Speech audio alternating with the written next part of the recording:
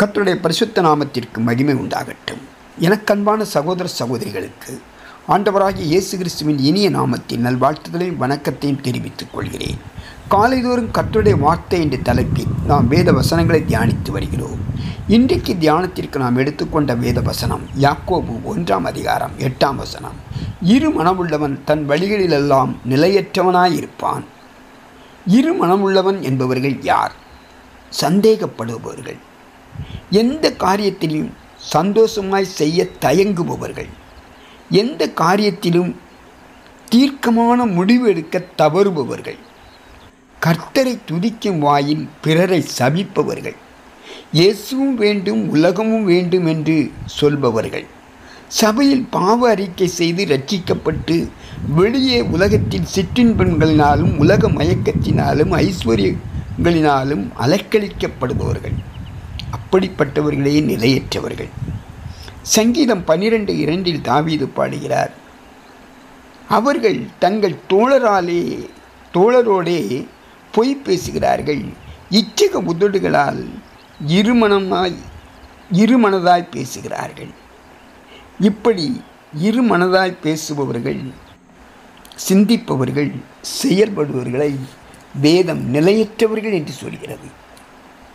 மத்தேயு 6:24 ஆண்டவராகிய இயேசு கிறிஸ்து 2 எஜமான்களுக்கு ஊழியம் செய்ய ஒருவனாலும் கூடாது.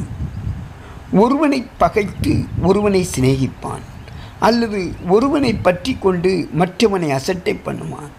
தேவனுக்கும் உலகப் பொருளுக்கும் ஊழியம் செய்ய உங்களால் கூடாது என்று சொல்கிறார்.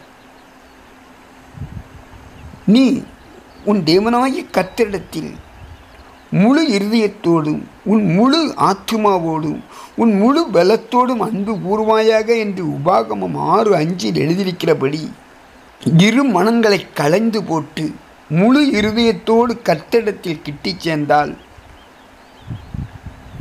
வாழ்க்கை நீடித்திருக்கும், நிலையற்றவர்களாய் இருக்க மாட்டார்கள். நம்முடைய ஆவிக்குரிய வாழ்க்கையில் நம்முடைய விசுவாசமும் நம்முடைய ஆவியும் உறுதியாயிருக்க வேண்டும். இரு மனமுள்ளவர்கள் நிலையில்லாமல் இருக்கிறவர்கள், தெளிவாய் பேச மாட்டார்கள், பேச்சும் நிலையில்லாமல் இருக்கும், அவர்கள் செய்கிற கிரியைகளும் நிலையில்லாமல் இருக்கும், என்ன செய்கிறோம் என்பதை தெரியாமலே செய்து கொண்டிருப்பார்கள். கர்த்தரிடத்தில் உறுதியான விசுவாசத்தோடு சந்தேகமில்லாமல் விசுவாசிக்கிறவர்கள் நிலையுள்ளவர்களாயிருப்பார்கள். இன்னதென்று தெளிவாக தெரிந்து கொண்டு தேவனுடைய வாக்குத்தத்தத்தை நிறைவேற விசுவாசத்தோடு செயல்படுவார்கள். நிறைவேறுமா நிறைவேறாதா என்று சந்தேகத்தோடு நிலையற்றவர்களாய் இருக்கிறவர்கள் தேவனிடத்தில் எதையும் பெற்றுக்கொள்ள முடியாது.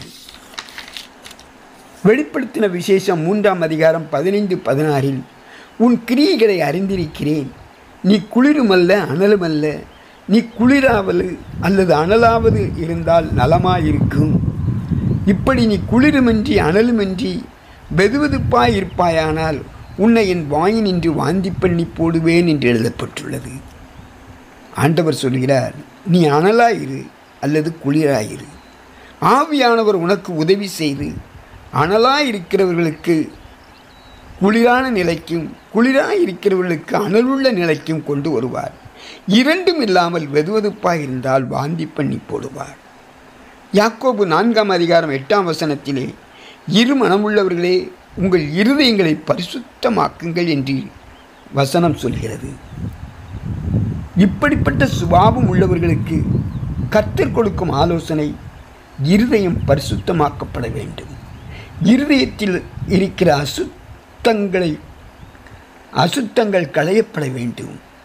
இயேசு இரத்தத்தால் கழுவப்பட ஒப்பு கொடுத்து எப்பொழுதும் பரிசுத்தத்தில் நிலைத்திருக்கிறவர்களாய் காணப்பட வேண்டும். உலக ஆசையும் விடாமல் நித்திய ஜீவனையும் பெற வேண்டும் என்ற நிலையற்ற தன்மையை நீக்கி உதவி செய்யும் என்று நாம் ஜெபிப்போமா? கர்த்தர் பெரிய காரியங்களை செய்வார். ஆமேன்.